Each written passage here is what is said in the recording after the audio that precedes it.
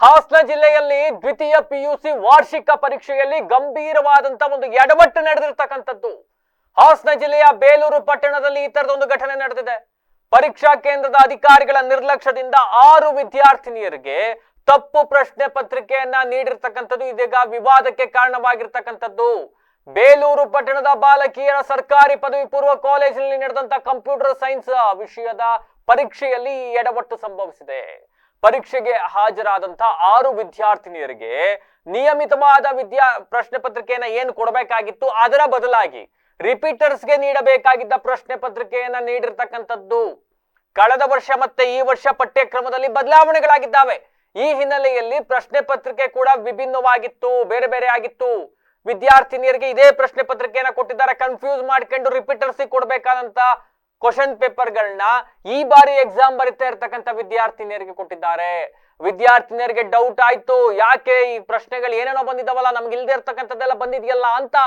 ಆದ್ರೂ ಕೂಡ ಗೊಂದಲದಲ್ಲೇ ಪರೀಕ್ಷೆಯನ್ನ ಬರೆದು ಹೊರಗಡೆ ಬಂದಿದ್ದಾರೆ. ಅಂಡ್ ಪರೀಕ್ಷೆ ಮುಗಿದ ಬಳಿಕ ಇತರೆ ವಿದ್ಯಾರ್ಥಿನಿಯರ ಪ್ರಶ್ನೆ ಪತ್ರಿಕೆಯನ್ನ ಗಮನಿಸಿದಾಗ, ಅಯ್ಯೋ ನಮ್ದೇ ಬೇರೆ ಇದೆ, ಇವ್ರದೇ ಬೇರೆ ಕ್ವಶನ್ ಪೇಪರ್ ಇದೆಯಲ್ಲ, ಹೆಂಗ್ ಸಾಧ್ಯ ಅಂತ. ಆಗ ಏನಾಗಿದೆ ಅಂತ ನೋಡಕ್ ಹೋದಾಗ ಇವರು ಮಾಡಿರ್ತಕ್ಕಂಥ ಎಡವಟ್ಟು ತಪ್ಪು ಬೆಳಕಿಗೆ ಬಂದಿದೆ. ಒಂದೇ ಕೊಠಡಿಯಲ್ಲಿ ಪರೀಕ್ಷೆ ಬರೆದಿರ್ತಕ್ಕಂಥ ಬೇಲೂರು ಜೂನಿಯರ್ ಕಾಲೇಜು ಮತ್ತೆ ಸರ್ವೋದಯ ಕಾಲೇಜಿನ 6 ವಿದ್ಯಾರ್ಥಿನಿಯರು ಈ ಸಮಸ್ಯೆಗೆ ಒಳಗಾಗಿರ್ತಕ್ಕಂಥದ್ದು. ಅಂಡ್ ಯಾರೋ ಮಾಡಿದ ತಪ್ಪಿಂದ ತಮ್ಮ ಅಂಕಗಳು ಕಡಿಮೆ ಆಗಬಹುದು ಅಂತಕ್ಕಂಥ ಆತಂಕ ಈಗ ವಿದ್ಯಾರ್ಥಿನಿಯರಿಗಿದೆ. ಕಣ್ಣೀರ್ ಹಾಕಿದ್ದಾರೆ ಪಾಪ.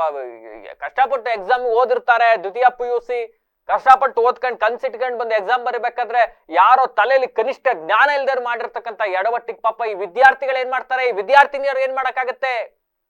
ಅಂಡ್ ಈ ಎಡವಟ್ಟಿಗೆ ಪರೀಕ್ಷಾ ಮೇಲ್ವಿಚಾರಕರ, ಕಾಲೇಜು ಪ್ರಾಂಶುಪಾಲರು, ಮುಖ್ಯ ಅಧೀಕ್ಷಕರು ಹಾಗೂ ಸಹ ಮುಖ್ಯ ಅಧೀಕ್ಷಕರ ನಿರ್ಲಕ್ಷ್ಯವೇ ಕಾರಣ ಅಂತ ಹೇಳಲಾಗ್ತಾ ಇದೆ. ಈ ನೈತಿಕ ಹೊಣೆಯನ್ನ ಯಾರ್ಯಾರ ಡಿಪಾರ್ಟ್ಮೆಂಟ್ ಅಲ್ಲಿ ಅದು ಇದರ ಪ್ರತಿಯೊಬ್ಬರು ಹೊಡ್ಬೇಕಾಗತ್ತೆ.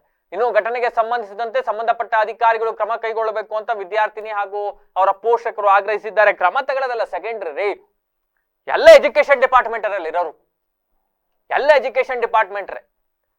ಯಾರು ಅನಕ್ಷರಸ್ಥರು ಎಕ್ಸಾಮ್ ನಡೆಸ್ತಾ ಇದ್ದಾರೆ ಅಂದಾಗ ಗೊತ್ತಾಗದೆ ತಗೊಂಡೋಗಿ ಕೊಟ್ಬಿಟ್ರಪ್ಪ ಪೇಪರ್ ಅಂತ ಹೇಳ್ಬೋದು. ಎಲ್ಲರೂ ಎಜುಕೇಟೆಡ್ಸ್, ಎಲ್ಲರೂ ಶಿಕ್ಷಕರೇ, ನೀವೆಲ್ಲ ಪಾಠ ಮಾಡರೆ, ಎಲ್ಲರೂ ಚೆನ್ನಾಗಿ ಓದಕ್ ಬರರೆ, ಕನಿಷ್ಠ ಗೊತ್ತಾಗ್ಲಿಲ್ವಾ ಯಾವ ಕ್ವಶನ್ ಪೇಪರ್ ಕೊಡ್ತಾ ಇದ್ದೀವಿ ಅಂತ. ಒಂದು ಪರೀಕ್ಷೆ ನಡೆಸಬೇಕಾದ್ರೆ ಎಷ್ಟು ಹಂತವಾಗಿ ಅವೆಲ್ಲವನ್ನು ಕೂಡ ಪರಿಶೀಲನೆ ಮಾಡಿ ಎಕ್ಸಾಮ್ ಮಾಡ್ತಾರೆ.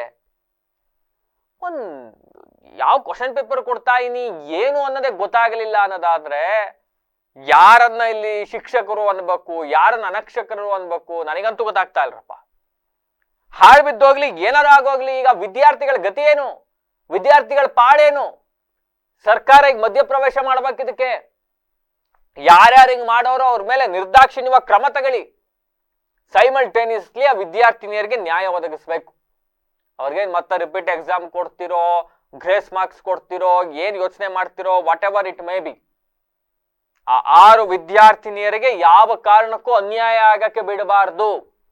ಅವ್ರು ಮಾಡ್ರ ತಪ್ಪಲ್ರೇ, ಅವ್ರು ಮಾಡ್ರ ತಪ್ಪಲ್ಲ ಇದು.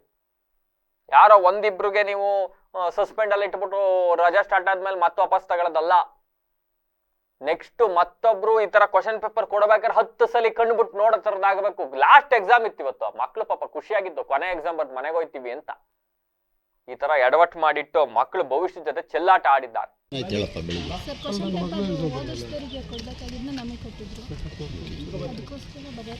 ಕೊಟ್ಟಾಗ ನಿಮಗೆ ಗೊತ್ತಾಗ್ಲಿಲ್ವಾ?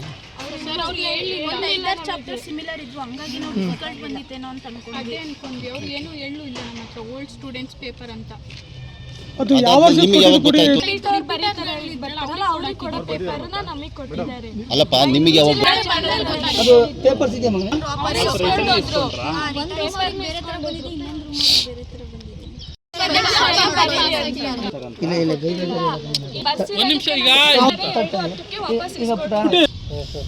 ಒಂದು ರೂಮಿಗೆ ಅದನ್ನ ಹೇಳಿ ಕರೀತಾರೆ, ಮಾತಾಡಿ. ಅವ್ರು ಬಂದು ಹೇಳ್ಬೋದಿತ್ತು ಓಲ್ಡ್ ಸ್ಟೂಡೆಂಟ್ಸ್ ನ್ಯೂ ಸ್ಟೂಡೆಂಟ್ ಅಂತ. ಕೇಳಿಲ್ಲ, ಡೈರೆಕ್ಟ್ ಕೊಟ್ಟು. ಈಗ ಕೇಳೋ ಹೊತ್ತಿಗೆ ನೆಕ್ಸ್ಟ್ ಅಟೆಂಪ್ಟ್ ಇತ್ತಲ್ಲ ಅಂತ ಹೇಳಿ ಬೇಜವಾಬ್ದಾರಿಯಾಗಿ ಮಾತಾಡಿದ್ರು. ಅಲ್ಲ ಕಣಪ್ಪ, ಅವರು ಬರುತ್ತಲ್ಲ ಅದಕ್ಕೆ ಅಟೆಂಡ್ ಮಾಡಿ ಅಂತ ಹೇಳಿದ್ರು. ನಿಮಿಷ ಜೂನಿಯರ್ ಕಾಲೇಜ್ ಮಕ್ಕಳಿಗೂ ಇದೇ ಥರ ಆಗಿತ್ತು. ಜೂನಿಯರ್ ಕಾಲೇಜ್ ಮಕ್ಕಳು